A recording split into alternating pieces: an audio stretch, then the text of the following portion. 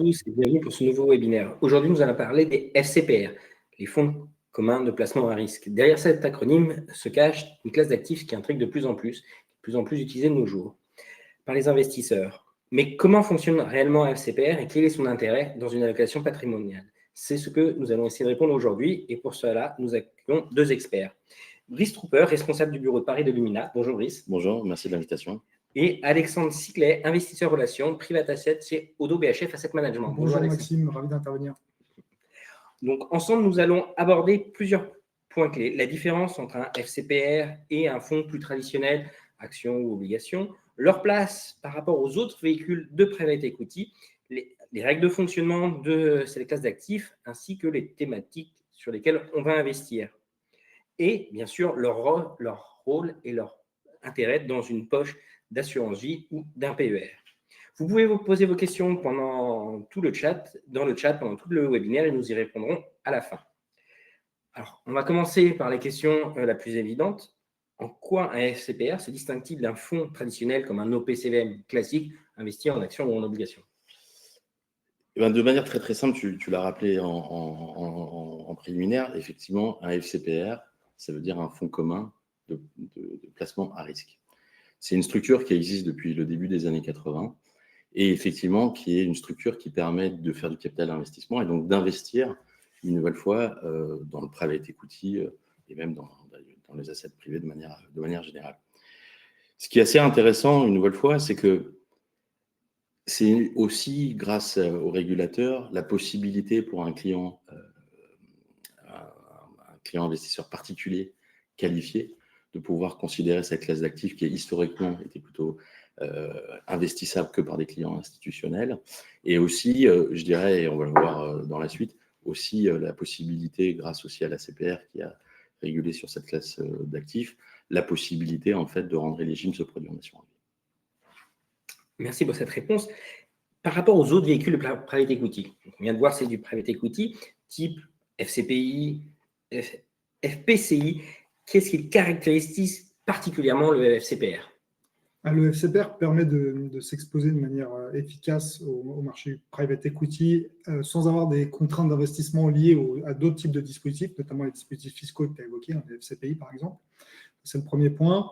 Pour ma part, concernant le FCPR Odo BHF Global Private Equity, la grande nouveauté qu'on vient proposer aujourd'hui aux investisseurs, c'est d'avoir accès à travers le format FCPR dans un format dit perpétuel. En anglais, on dit evergreen, qui permet de s'exposer de manière régulière à la classe d'actifs. On peut investir tous les 15 jours, il n'y a pas de durée de commercialisation préétablie au départ. Et l'autre gros avantage aussi, c'est que c'est sous condition, c'est aussi un véhicule et une enveloppe qui permet d'être partiellement liquide. Moi, je parle de semi-liquidité, c'est-à-dire que n'importe quel investisseur qui aujourd'hui investit dans le véhicule, dans quelques années, il pourra, à sa guise, en fonction des contraintes liées au véhicule, mais il aura une option pour sortir du véhicule si jamais il avait besoin de récupérer des liquidités. C'est une grande nouveauté par rapport au format 10 millésimé, où vous aviez une période de commercialisation généralement qui s'étalait de 1 à 2 ans, et ensuite vous aviez un blocage des fonds pendant quelques années en attendant les premières sessions dans le portefeuille. C'est là la grande nouveauté qu'on vient offrir dans notre gamme de solutions de private equity pour des investisseurs privés. Donc, vous l'avez dit, on est sur un produit semi-liquide, ce qui veut dire qu'il y a quand même quelques contraintes, notamment liées à la liquidité, à ce format-là, durée de vie et d'autres contraintes réglementaires. Lesquelles sont-elles? Effectivement, je vais rebondir sur ce qu'a dit Alexandre, qui est tout à fait vrai. Historiquement, en fait, et une nouvelle fois, c'est un fonds qui est régulé par l'AMF. Peut-être en complément de ce qu'a dit Alexandre, je pourrais préciser aussi que par rapport au fonds UCITS, il n'a pas de contrainte de diversification qui permet effectivement d'avoir une plus grande souplesse en termes d'investissement. Et effectivement, comme le disait Alexandre, historiquement, on parlait de fonds fermés qui avaient des durées de détention, des durées de vie entre 8 et 10 ans, avec, comme on parle souvent de cette fameuse courbe en J, où vous avez 3 phases. Une phase où vous investissez, donc votre valeur liquidative va baisser. Vous avez une deuxième phase où vous allez commencer effectivement à avoir des rendements qui générés dans le produit. Vous avez une troisième phase qui est, comme tu disais, une phase de liquidation où vous allez pouvoir effectivement rendre l'argent aux clients. Depuis à peu près 4-5 ans, on a vu effectivement émerger une nouvelle, je dirais, stratégie ou une nouvelle approche du FCPR qui est effectivement, en bel anglais, evergreen. Je trouve perpétuel effectivement très très moche, mais effectivement, ça veut juste dire que ça n'a pas de maturité. pour répondre à ta question. Et effectivement, certains aussi utilisent le terme de semi-liquide, puisqu'effectivement, il faut rappeler et le régulateur le dit de manière aussi très précise, qu'effectivement, comme on est dans une approche d'exécution d'un business plan, effectivement, on n'est pas du tout sensible à des variations quotidiennes de marché. Donc, effectivement, c'est des investissements qui s'inscrivent dans la durée. Ce qui aussi a été très intéressant, c'est effectivement tout ce développement de l'éligibilité en assurance vie. Et on a même vu aussi se développer, et ça c'est pour un autre webinaire, mais tout ce qui est aussi FPS et la norme LGIF2, qui permet aussi souvent de pouvoir combler un des problèmes qu'on voit sur le private equity, sur les FCPR quand ce n'est pas du private equity, puisque le FCPR a malgré tout défini par l'AMF une règle, il doit être investi à minimum 50% sur des titres de private equity. Donc ça peut générer effectivement pour la dette privée d'autres contraintes particulières. Merci. Donc les FCPR ont plusieurs postes d'actifs. J'ai pu remarquer que particulièrement chez Odo, vous mettiez en avant les marchés secondaires dans votre portefeuille. Alors, qu'est-ce que c'est ? Alors, en fait, le marché secondaire, j'ai coutume de dire que c'est un peu le marché de seconde main du marché du private equity primaire, celui qu'on connaît, celui que les anglo-saxons utilisent depuis plus de 50 ans maintenant. Et ça consiste en fait à venir rendre liquide des actifs qui ont déjà été déployés et qui pour X raisons, vous avez des investisseurs qui à un moment donné souhaitent se délester d'une partie de leurs actifs et vont trouver des acquéreurs en secondaire pour récupérer des actifs qui ont déjà été déployés, qui ont potentiellement encore un potentiel de création de valeur significative dans les prochaines années. Et c'est l'avantage pour les clients, ça présente plusieurs avantages. D'abord, l'acheteur secondaire, il sait ce qu'il achète, il sait à quel prix et il peut évaluer le potentiel de revalorisation dans les prochaines années. Ça, c'est le premier point. Généralement, en tant qu'acteur secondaire, on vient se porter acquéreur de portefeuilles de private equity qui sont constitués pour la plupart de plusieurs dizaines de fonds, voire centaines de fonds, et plusieurs centaines de sociétés en transparence, ce qui permet d'avoir une diversification extrêmement rapide. Et ça, c'est le gros avantage. Donc, quand vous êtes acheteur d'un fonds de secondaire, en moyenne, vous avez plusieurs centaines de boîtes dans votre portefeuille. Donc, quand bien même l'une d'entre elles se porterait moins bien, l'impact sur la valorisation sera assez faible. L'autre gros avantage de la stratégie secondaire pour un investisseur privé, c'est le fait de mettre plus rapidement son argent au travail. Parce qu'on achète des fonds qui ont déjà été déployés, donc l'argent travaille déjà, et donc ce qui permet d'atténuer cette fameuse courbe rongique que tu as citée. Et généralement, ça permet aussi évidemment, en réduisant la maturité des actifs, d'avoir un retour sur investissement plus rapide au bout de quelques années. Et même si je peux compléter, je pense qu'il y a aussi un truc qui est important de dire aujourd'hui, c'est qu'on a vu malgré tout une vraie contrainte et une vraie complexité pour des fonds fermés de pouvoir effectivement sortir les actifs et de pouvoir rembourser les clients. On a vu en moyenne des fonds fermés devoir ajouter 1-2 ans de maturité pour pouvoir effectivement sortir leur position. Le secondaire, pour eux, est effectivement une opportunité. On parlait de fonds evergreen. La beauté du fonds evergreen, c'est que nous, on reçoit en permanence du cash à investir. Et on a vu que sur le marché secondaire, effectivement, on a pu acheter avec de fortes décotes des actifs plutôt de qualité et qui permettaient, comme tu disais, de pouvoir déployer et d'offrir des rendements aussi attractifs. Je suis tout à fait d'accord. Donc, la poche secondaire de vos portefeuilles vous permet de déployer rapidement votre capital, mais il y a aussi une autre poche qu'on trouve dans vos portefeuilles respectifs qui est le co-investissement. Qu'est-ce que ça signifie ? Quels sont les avantages du co-investissement particulièrement ? Et ben, en fait, dans le prolongement de ce qu'on a dit, en fait, le co-investissement, comme son nom l'indique, on va co-investir avec un gérant ou un fonds. Donc, on va venir apporter en complément de ces actifs, nos actifs. Ça a 3 avantages. Le premier avantage, c'est qu'effectivement, la vraie complexité des marchés privés, c'est ce qu'on appelle le sourcing en anglais, c'est la capacité de trouver des opportunités d'investissement. Donc là, on va pouvoir effectivement utiliser tout le travail de recherche qu'a fait effectivement cette société de gestion ou ce fonds et la confronter à la nôtre. Donc ça va nous permettre effectivement d'avoir, d'un point de vue qualitatif, on parlait d'opportunités, d'avoir cette première approche. La deuxième chose, bien évidemment, c'est que comme ce gérant cherche à diversifier ou réduire la position qu'il peut avoir dans son fonds, eh ben on va bénéficier des mêmes conditions d'investissement que lui. Donc, on n'aura pas de frais, on n'aura pas de droit d'entrée, on n'aura pas ce genre de choses. Donc, une nouvelle fois, ça rend le co-investissement forcément très intéressant. Et effectivement, généralement, on voit qu'il y a une forme de réciprocité. Donc, dans le co-investissement, généralement, on voit une nouvelle fois des plateformes travailler ensemble et pouvoir effectivement se proposer des deals, sachant qu'il y a toujours une notion de ce qu'on appelle souvent des club deals. Donc, une volonté effectivement d'avoir ce réseau assez rapide, qui ont l'habitude de travailler ensemble et qui peuvent rapidement apporter les actifs et indirectement gagner ce deal et pouvoir l'investir pour le compte des clients.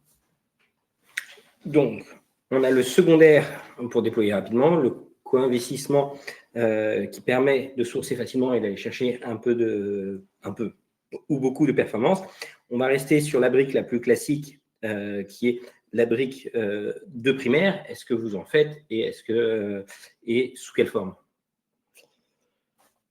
Allez, je prends. Alors déjà, pour expliquer, effectivement, c'est une brique très importante, mais c'est une brique historiquement qui était très importante, puisque une nouvelle fois, c'était dans le contexte de ces fameux fonds fermés, où effectivement, vous entendez toujours parler de cette fameuse comangie, mais effectivement, c'est des opérations qui vont s'inscrire effectivement dans une durée. Donc effectivement, dans le contexte des fonds ouverts ou semi-ouverts ou semi-liquides, on a plutôt favorisé les deux premières briques dont on a parlé.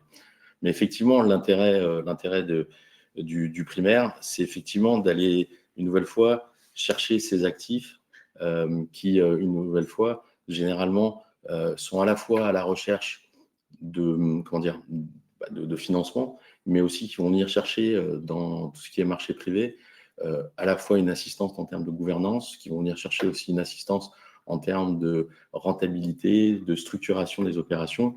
Et on voit que généralement ceux qui vont effectivement gagner ces mandats n'apportent pas seulement du capital, mais une expertise.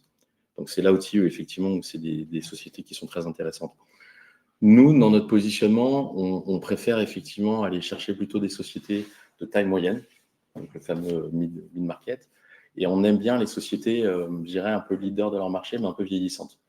Donc, une nouvelle fois, c'est des sociétés qui ont déjà des cash flows, qui, une nouvelle fois, généralement fonctionnent bien, mais qui vont effectivement avoir des contraintes d'absorption de différents en amont, en aval de sociétés, ou effectivement des problèmes de gouvernance, des CIO, des CEO qui potentiellement ne sont pas, je dirais, au niveau des étapes suivantes. Donc, c'est plutôt là-dessus que nous, on va intervenir. Et pour compléter, le gros avantage aussi de l'investissement primaire aux côtés des deux autres briques qui constituent les portefeuilles, c'est que, vous l'avez compris, notamment en secondaire, vous ne captez pas 100% de la création de valeur qui est faite par la société de gestion, évidemment, parce que vous arrivez en milieu de vie du fonds, alors qu'en primaire, vous allez capter 100% de la création de valeur et que vous allez permettre d'embarquer un potentiel de multiples plus élevé en fin de vie du véhicule et une duration plus longue au sein du véhicule evergreen. Ça, c'est le premier point. Deuxième point, l'avantage aussi des investissements primaires que vous n'avez pas forcément en secondaire, c'est que ça vous permet de vous exposer à des thématiques récentes qui vous semblent prometteuses, typiquement, et que vous ne retrouverez pas forcément dans des portefeuilles secondaires qui sont déjà pour certains assez anciens. Typiquement, nous, ça nous a donné l'occasion d'investir dans la transition environnementale ou tout ce qui est lié à la tech, notamment l'IA générative. C'est qu'on aurait eu du mal à saisir de ce type d'opportunité en secondaire.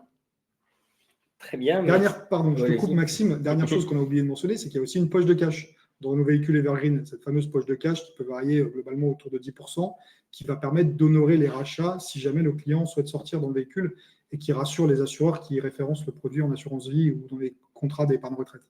Maintenant qu'on a un peu clarifié ce qu'il y avait dans ces FCPR, ma question qui me vient naturellement, c'est pourquoi j'achèterais un FCPR et pourquoi je le mettrais dans mon assurance vie ou dans mon PER?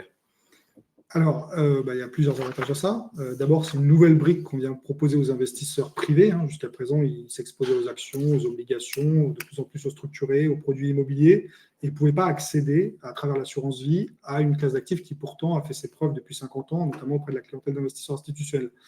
Et l'idée, pour un investisseur privé, c'est en s'exposant à travers des véhicules FCPR en assurance vie, ça va être de capter en fait cette prime de liquidité qu'on trouve sur les marchés non cotés, parce que vous, en tant qu'investisseur, vous acceptez de bloquer vos fonds pendant plusieurs années, à condition de recevoir un surcroît de rendement.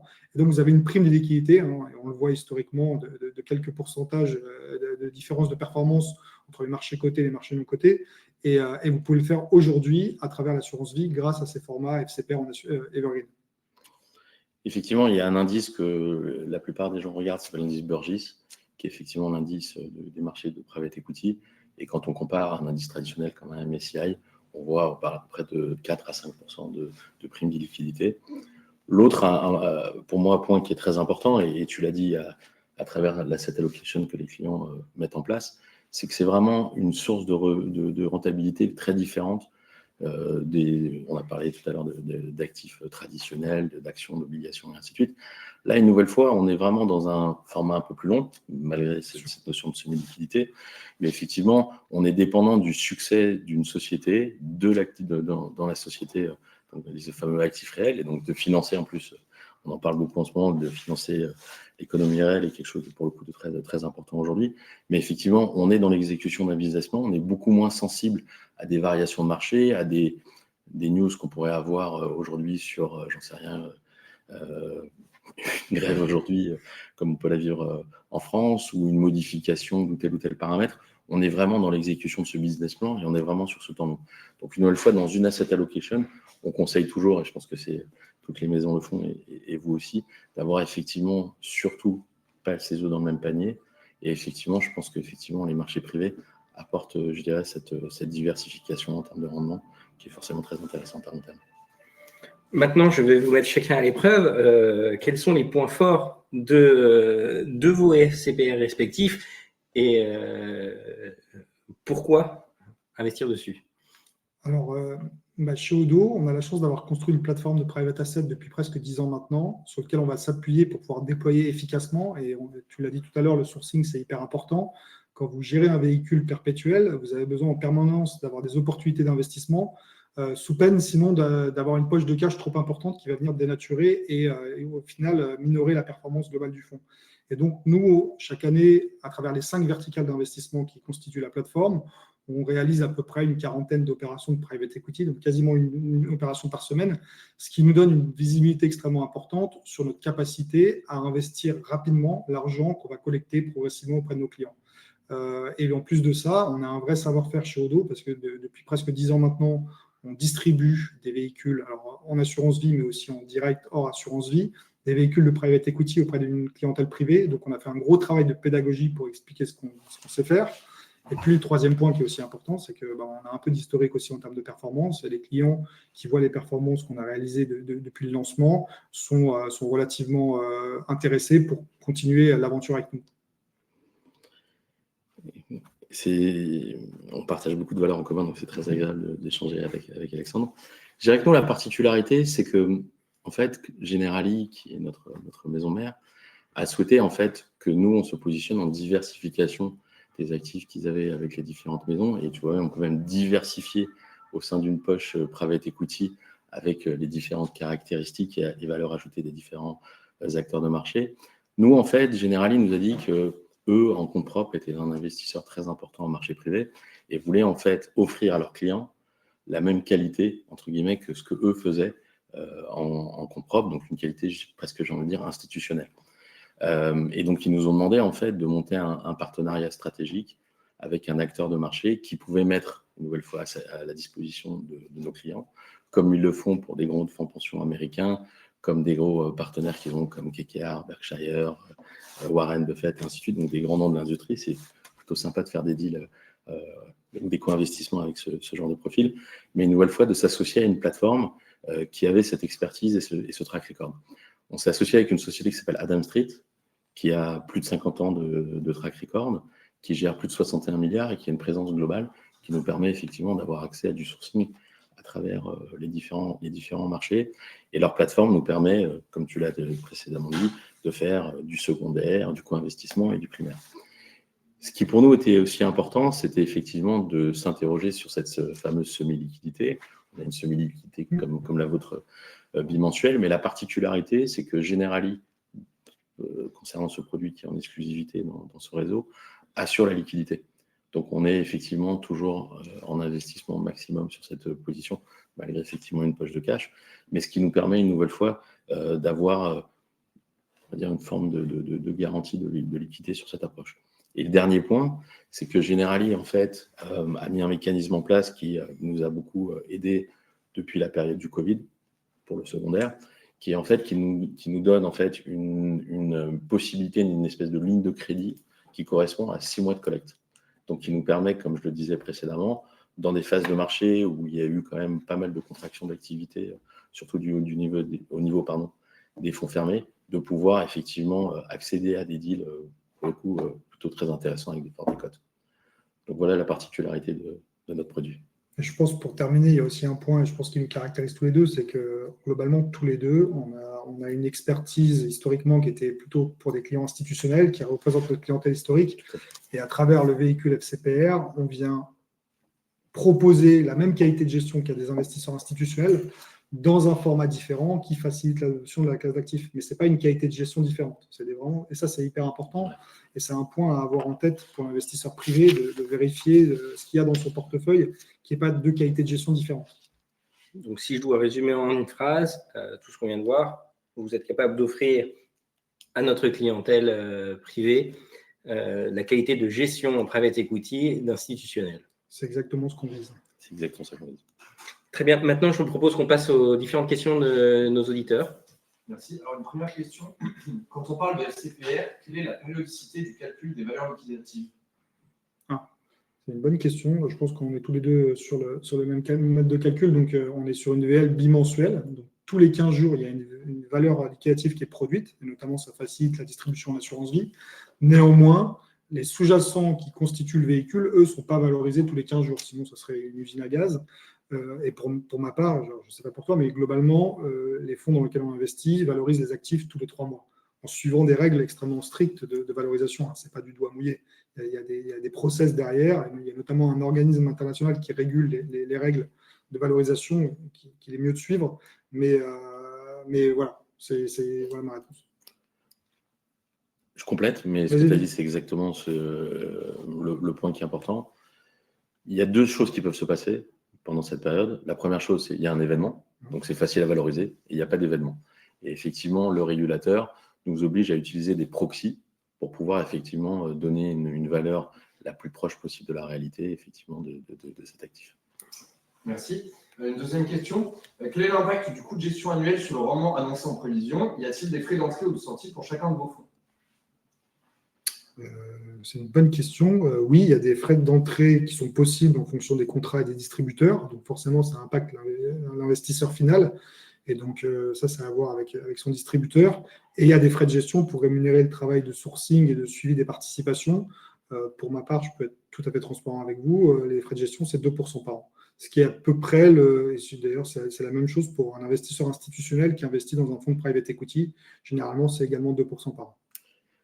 On est complètement en ligne. Ce qui est intéressant aussi, et j'ai souvent cette question, c'est que quand vous ouvrez un document réglementaire, le régulateur, en fait, vous demande de sommer les frais. Et donc, moi, je me rappelle, j'ai eu cette discussion il n'y a pas très longtemps qui m'a beaucoup amusé, où j'ai un client qui dit, en fait, il y a 10% de frais. Et je dis, ça paraît un peu beaucoup, mais comment tu as fait? Et en fait, il cumulait les frais de primaire, de secondaire, et ainsi de suite, ainsi de suite. Donc, une nouvelle fois, utilisez le DCI, qui est effectivement le bon document qui vous permet effectivement de regarder ces frais. Nous, je crois que dans le prospectus, on a effectivement marqué 1% de frais, mais je crois effectivement sous contrôle, et je vous laisserai vérifier, mais je crois qu'ils n'ont jamais été prélevés. Non, nous, non. Voilà. Voilà, nous, Voilà. Je sais qu'on les a mis, mais je crois qu'ils n'ont jamais été prélevés. Et c'est une très bonne question, c'est important parce qu'on ne va pas se mentir. La seule chose dont on est sûr avant d'investir, c'est les frais. Et donc, faites attention justement à la transparence des frais parce que parfois, et par le passé, ça s'est trop vu, vous avez des acteurs qui ont tendance à trop surcharger pour des investisseurs privés et finalement, forcément, ça grève la performance à la fin et ça crée des mécontents. Donc, faites très attention à ça. Merci. Peut-on sortir quand on veut du Lumina, tout comme cela a été expliqué chez Odo? Alors, il y a eu une modification, effectivement, il n'y a pas très longtemps, de la part du groupe Generali, qui est effectivement de dire qu'on a cette liquidité bimensuelle à l'entrée et à la sortie. Mais effectivement, il y a eu une interrogation en interne concernant ce qui s'était passé, pas transparent sur l'immobilier, il n'y a pas très longtemps. Et effectivement, il y a eu une interrogation sur est-ce qu'il faut mettre de droit sortie, est-ce qu'il faut contrainte à liquidité, est-ce qu'il faut mettre des gates et ainsi de suite. Et donc, Generali est arrivé à la conclusion qu'une nouvelle fois, comme on est dans un temps long, la durée de détention minimum conseillée sur ces produits était de 4 ans, et donc elle s'est alignée sur cette approche-là. Je vais modérer un petit peu sur la partie du FCPR Odo. Il y a effectivement une possibilité de sortir dans quelques années. Pour l'instant, on est dans une période de blocage initial. Il reste encore 2 ans. Donc, pendant 2 ans, il n'y a pas de rachat possible pour le véhicule. Alors après, certains assureurs le permettent déjà, mais ça, c'est un autre point à voir avec les assureurs. Et puis, une fois qu'on aura passé cette phase et qu'on sera sur notre rythme de croisière, il y aura aussi des garde-fous qui empêchent, si jamais les conditions de marché l'imposaient, de devoir céder tous les actifs à la casse. Donc, et donc, il y a ce qu'on appelle des mécanismes de gate qui limitent les rachats de manière trimestrielle. Et je vous invite à vous référer à la documentation légale du fonds pour plus de détails. Et c'est un point important, c'est qu'une nouvelle fois, les clients doivent garder à l'esprit que c'est un mécanisme qui protège effectivement les clients qui sont investis. Il y a toujours eu une frayeur, et on l'a vu une nouvelle fois sur l'immobilier, nous on n'en a pas, mais j'ai suivi ça de très près. Effectivement, les gens disaient je suis le premier à sortir, donc je serai le moins impacté. Donc effectivement, il y avait ce risque-là. Et donc effectivement, tous les mécanismes de protection aujourd'hui s'assurent que, et tu l'as dit en introduction tout à l'heure, que cette semi-liquidité ou cette possibilité de liquidité était aussi en phase avec la durée de détention des produits. Je vais modérer quand même le propos sur le fait que ce n'est pas parce que le fonds de haut dos autorisera à un moment une sortie relativement plus facile que les assureurs qui vont le proposer vont assurer la même liquidité. Certains assureurs peuvent être contraignants vis-à-vis de la liquidité plus que la base du fonds. Et pour ma part, je rappelle évidemment que l'investissement en private equity doit toujours s'envisager dans une optique longue. Évidemment, si on a besoin de récupérer des liquidités en quelques années, c'est une option qui s'offrira à vous. Mais que pour extraire le maximum de jus de ce type de produit-là, il faut envisager une période à minima pour nous de 8 ans, qui est l'horizon d'investissement recommandé. Et donc ce fameux point sur l'asset allocation dont on a parlé précédemment. Merci. Alors, est-ce qu'en tant qu'investisseur, j'ai accès à la liste des entreprises financées par vos fonds? Oui, généralement, il y a un reporting. Alors, nous, c'est un reporting mensuel. Alors, il ne donne peut-être pas le détail de toutes les participations, surtout quand il y en a plusieurs centaines, mais ce détail est toujours trouvable sur demande. Mais il y a un reporting qui permet de suivre les participations en portefeuille, la constitution du portefeuille avec le nombre de boîtes, la répartition géographique, par exposition sectorielle, par taille d'entreprise, par devise. Tout ça, c'est communiqué assez librement, notamment parce que le format FCPR impose un suivi régulier des investissements pour l'investisseur privé. Il y a une vraie différence entre ce qu'on appelle nous les transactions et le nombre de lignes. Je pense par exemple, on a 2 positions avec 2 entités qui sont des fonds fermés sur la Chine, du venture capital, on ne va pas les nommer avec Sequoia, et on a à peu près en sous-jacent 1500 positions. Donc une nouvelle fois, ça n'a pas de... Et on l'a fait en secondaire, donc ça n'a pas de sens. Donc une nouvelle fois, vous avez souvent accès aux transactions, mais vous n'avez pas forcément accès à toutes les lignes sous-jacentes. Et puis une nouvelle fois, ça n'aurait pas un intérêt énorme. Merci. Alors quel est l'impact devise pour Lumina? C'est une très bonne question. Alors je vois qu'effectivement, c'est quelqu'un qui connaît le fonds, parce que j'en ai effectivement pas parlé. L'autre particularité, c'est que nous, effectivement, Adams Street étant effectivement une société américaine, on a quand même un tropisme américain. Alors, la particularité, c'est qu'aujourd'hui, on doit être à peu près investi à 70% aux États-Unis et on protège le portefeuille à peu près à 70%. Donc, en fonction des années, c'est un gain. Cette année, effectivement, c'est plutôt une perte. Mais une nouvelle fois, je le disais précédemment, nous, on voit presque ça comme du mark-to-market. On a effectivement le change qui bouge, on a effectivement pas mal de choses aussi qui se passent sur les taux et on le voit avec la politique compliquée entre Donald Trump et la Fed.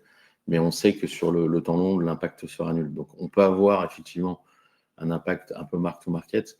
Mais la bonne nouvelle pour nous, c'est que malgré tout ce qui a pu se passer sur les États-Unis, on n'a pas eu de défaut, on n'a pas eu de problématique. Et au contraire, les sociétés qu'on a en sous-jacent fonctionnent très bien. Je vais prendre aussi le point sur Odo parce qu'on est aussi concerné dans une moindre mesure parce qu'on investit à peu près dans ce véhicule entre 30 et 40% aux US. Donc, et on a fait le choix différent de ne pas couvrir le dollar et c'est valable aussi pour nos fonds institutionnels parce que d'abord ça coûte cher, une couverture à long terme sur un fonds de 10 ans ça peut vous coûter très cher. Ça c'est la première chose. Et deuxième chose, on considère qu'il y a une forme de couverture naturelle de par la diversification relativement globale des actifs qui constituent les sous-jacents du portefeuille. Merci. Alors, peut-être une dernière question. Que se passerait-il si on traversait une grosse crise comme en 2008 ou en 2020? Les FCPR sont-ils plus résilients que les marchés cotés?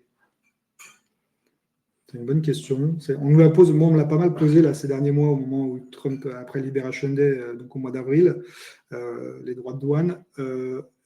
Alors, déjà, on n'a pas de boule de cristal, mais souvent, ce que je constate sur une longue période, c'est que les marchés non cotés ne sont pas immunisés de tout ce qui se passe par ailleurs, on ne va pas se mentir. Mais néanmoins, Généralement, il y a déjà un décalage dans le temps par rapport à ce qu'on peut observer sur les marchés cotés. Et puis, généralement, c'est atténué. L'impact est moindre que sur les marchés non cotés. Sur longue période, vous pouvez observer des baisses maximales des marchés cotés, parfois de 40-50%. Sur les marchés non cotés, ça ira rarement au-delà de 20%. Alors, j'ai eu la chance de vivre cette crise. Donc, je peux vous en parler. Non, ce qu'il faut garder à l'esprit, c'est qu'en fait, une crise peut être polymorphe. Et donc, la crise de 2008, c'est une crise de crédit. Donc, en fait, c'est un moment, même si je simplifie, et on parlait de nos années de Société Générale tout à l'heure, c'est un moment où, effectivement, les banques ont décidé d'arrêter de donner des facilités de crédit au marché. Donc, on parle de prime broker pour les gens qui sont peut-être plus avancés, on parle des produits structurés, on parle de leverage. Ça a été ça, la crise initiale. Il faut garder à l'esprit que, une nouvelle fois, si vous achetez, alors je vais prendre quelques exemples de produits qu'on a en portefeuille, mais si vous achetez par exemple une société qui fait de la réparation de portes de garage aux États-Unis, vous achetez une société qui fait des roulettes industrielles, si vous achetez une société qui fait des bouteilles qu'elle va vendre à Moët-et-Chandon, elle va potentiellement souffrir, comme tu disais, en termes de chiffre d'affaires de cette crise. Mais une nouvelle fois, comme elle n'est pas dépendante des banques ou du système financier traditionnel pour investir, elle ne peut pas se retrouver dans ce contexte de crise de crédit de 2008. Donc ça, pour moi, je pense que la crise de 2008, pour moi, ne fait pas de sens. Et c'est assez paradoxal ce que je veux dire, mais généralement, c'est des moments où, pour des fonds semi-liquides, ça peut être une opportunité, parce qu'une nouvelle fois, les besoins de financement vont être énormes, les besoins potentiellement de vendre des actifs de qualité vont être énormes, et c'est là où, effectivement, sur des périodes de crise, je pense que les marchés privés, et on l'a vu dans la résilience, puisqu'on a des track records de plus de 40-50 ans que vous pouvez trouver sur les fameux sites web, ou regardez Burgiss dont je parlais, où vous verrez cette liquidité, elle a plutôt tendance à exploser dans le bon sens du terme dans ces périodes de crise. C'est vrai que si on regarde sur longue période, souvent les meilleurs millésimes de private equity sont ceux qui vont déployer l'argent juste après la crise et pas ceux qui vont déployer avant. Donc c'est souvent source d'opportunité pour les acteurs du private equity, en tout cas ceux qui ont du cash à déployer.